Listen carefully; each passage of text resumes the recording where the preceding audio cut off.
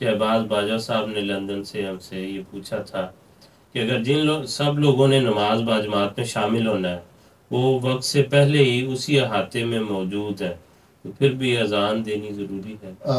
अजान देना आम हालात में तो ज़रूरी है, लेकिन जो सूरत ये बयान की जा रही है इसमें ज़रूरी नहीं, ना दी जाए तो कोई हरज नहीं है। इस बारे में हज़रत मुस्लिम और रज़ी अल्लाह तआला अन्हु का अपना एक फरमान, जिसमें हजूर ने हज़रत मसीह मौऊद अलैहिस्सलाम की एक सुन्नत का जिक्र किया है, वो मैं पेश कर देता हूँ। हज़रत मुस्लिम और रज़ी अल्लाह तआला अन्हु फरमाते हैं कि यही सवाल था कि क्या अजान बाजमात नमाज के लिए ज़रूरी है।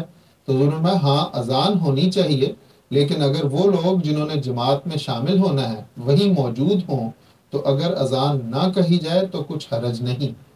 लोगों ने इसके मुतालिक मुख्तलिफ ख्यालात का इजहार किया है, मगर मैंने एक दफ़ा हज़रत साहब को, यानी हज़रत मसीह मौऊद अलैहिस्सलाम के बारे में फरमा रहे हैं कि हज़रत साहब के हमरा गुरदासपुर को जा रहा था, रास्ते में नमाज का वक्त आया, अर्ज़ किया गया कि अजान कही जाए। फरमाया कि अहबाब तो जमा है, क्या ज़रूरत है।